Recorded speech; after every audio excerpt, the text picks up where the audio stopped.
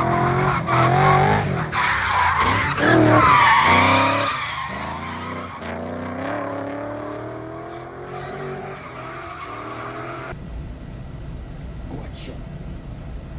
You ready to make a video? Let's do it. Hey guys, welcome back to the channel. Today I am basically going to make a video about everything that's done to my 1995 Nissan 240SX. I got it as a shell. It did have an engine sitting in it at the time, but it didn't run. None of the wiring or plumbing. Really everything was pretty hacked up. It's pretty bad. I'll see if I can find some pictures along the way. So yeah, stay tuned if you want to see all the mods done to my 240.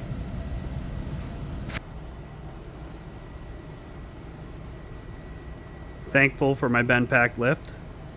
If anybody's wondering, it's a 10K asymmetrical with triple extended front arms, car pads, double adjustable. This thing is sweet. I love my lift. Me and my father put it in together. Thankful for him. Yeah, so it's up in the air already, so you might as well just go over it. I believe these are 18 by 10 in the back. I'm running a 245 in the rear and a 235 in the front. I'm really happy with these Kendas, honestly. They worked out well for the past 2 seasons I've been running them. I bought the car, didn't have any wheels or anything really. I had to pretty much turn it into a drift car. Small little smash spot there. So yeah, aside from the turbo kit, let me show you around. So for starters, it's got Part Shop Max coils all the way around, as you can see. They're pretty awesome. Haven't had any problems with them. They handle great. They're very firm. Honestly, no complaints. As far as the rest of the rear suspension, I got Part Shop Max upper adjustable control arms. I have yet to run these. These are actually, I got them off a friend. He didn't need them anymore, so let's see if I can fix some of that camber issue. I don't know if you can see it or not. It's on the lift, obviously, but it really doesn't flex much when you put it down. Soon to be HKS high power. It was already on the car. I did use it naturally aspirated, but this year I'm going to be going turbocharged, so yeah, I don't know. We'll see how it sounds. Rear subframe's been out. All poly. Every last bit of it. It's starting to get a little surface rust now. So, transmission's a CD09. It's got a Collins cut kit on it. Makes lots of interesting noises, but hasn't blown up. Tranny's got a bad third gear synchro, but whatever. I'm gonna run it. Homemade tranny bracket. I didn't make it, last guy did. That's a custom drive shaft shop steel drive shaft.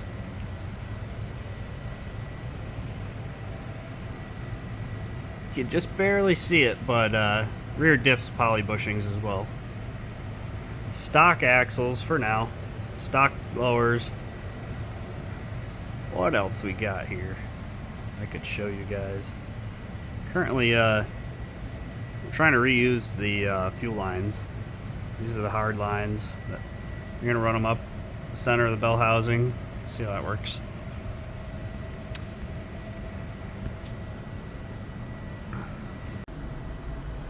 CX Racing oil pan. There's my oil filter location.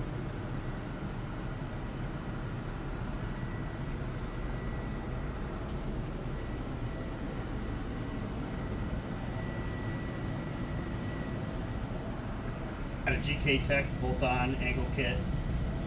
I've gotten one whole season out of it, and I like it a lot. The car is so much faster around the turn. Tons more grip, and the angle is just sick. I actually have to figure out a different offset wheel because it just has more than I need, and I end up rubbing. But I figure you guys get a kick out of this. It's a decent amount of angle.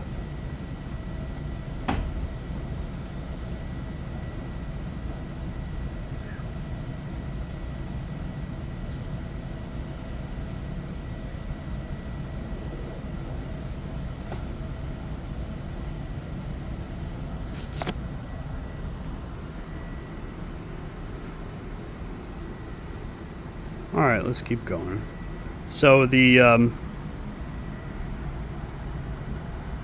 intercooler is VS Racing, as well as the intercooler piping and the turbo.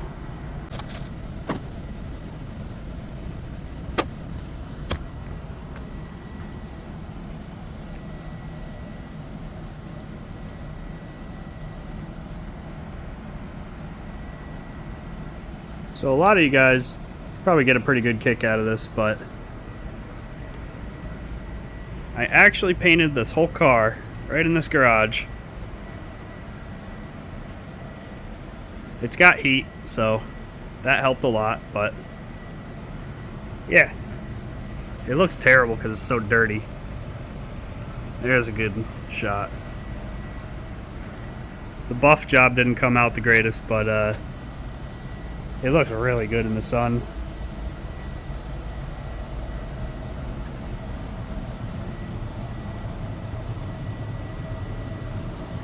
So dirty. Code 8X5. Pretty much this whole car is solid, rust free. The previous owner told me it was a quarter car, so lucky me, right? The only 240 on the East Coast that has frame rails.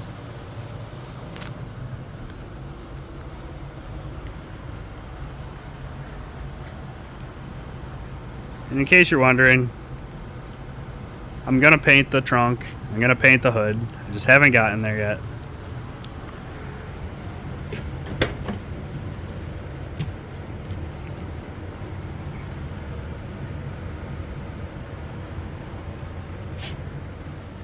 It's just a cheap NRG wheel that I painted myself.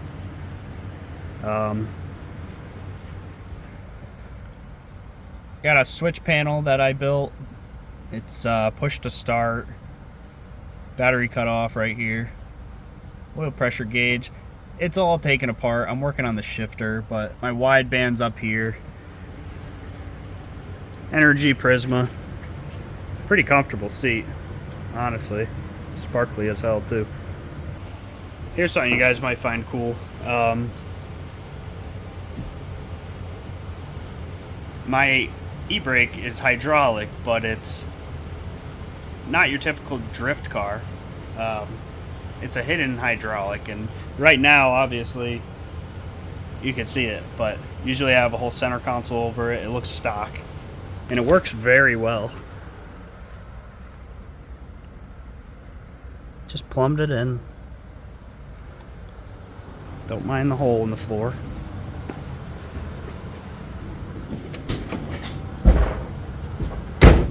Alrighty, let's keep going. Just a marine battery where it shouldn't be.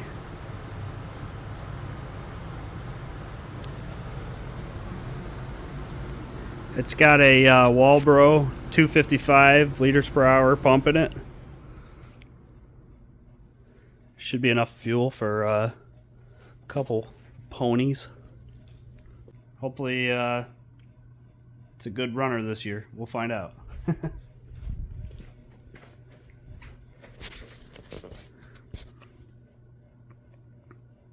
I will paint the hood. I just got these done. If you watched my first video ever, you'll see.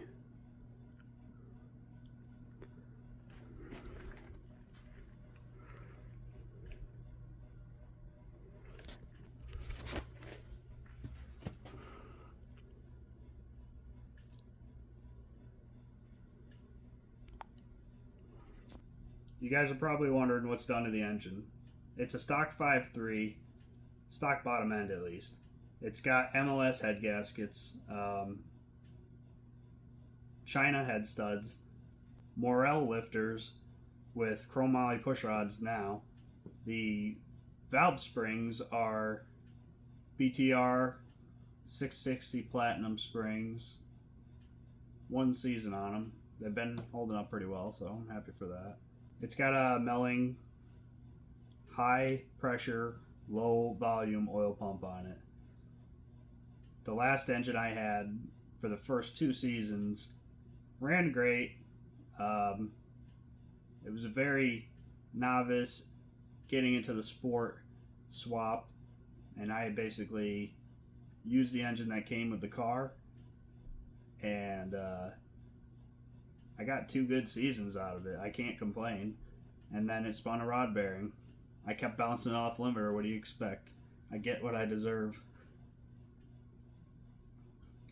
But yeah, I had a stock 5.3 out of a 0203 Suburban sitting around, so I gapped the rings for boost and cleaned it all up, put it back together. It just so happened to spin a rod bearing on the very first event of the 2022 season,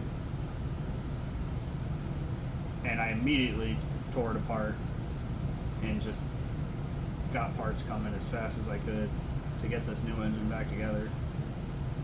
Thankfully, I got to drive most of the season.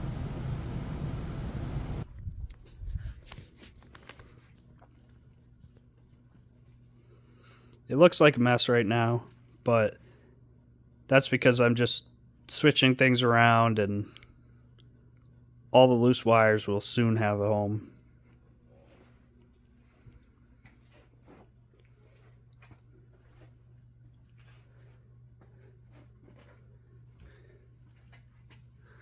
All my brake line is NiCad is what it's called. It's like nickel copper or something like that.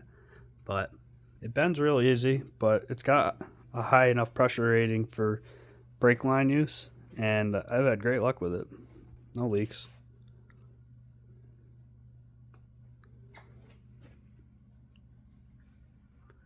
Look how faded my Chase Bays reservoir cap is. That's from like 3 days with no hood. The turbo I chose was a VS Racing 7875. It's got a .96 AR exhaust housing.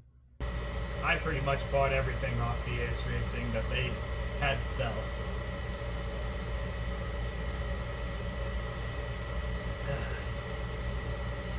I have no regrets.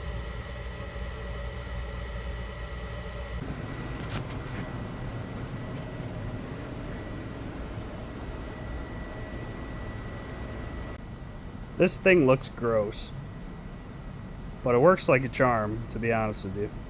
I believe this is a Koyo N-Flow radiator. It came with the car. It was SR swapped car before, so I assume it's for an SR car. But I modified it to work with the LS, and it cooled the car on the hottest days, beating on it as hard as I could. I actually had a local shop pressure test it, flow check it, and fix any leaks it had on it.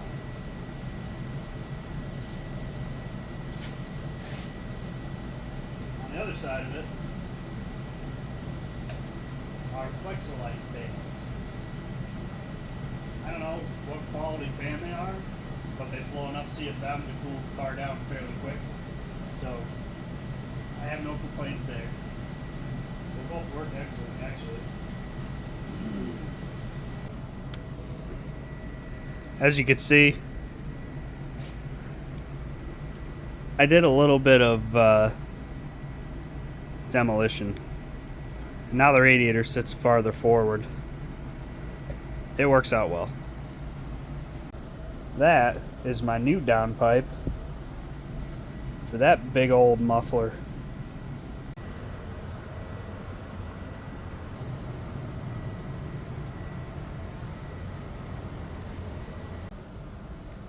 Here's the shifter I've been running all season.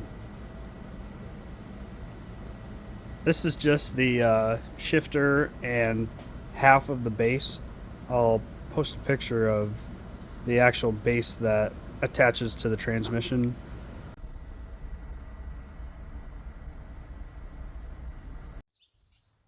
What are you doing?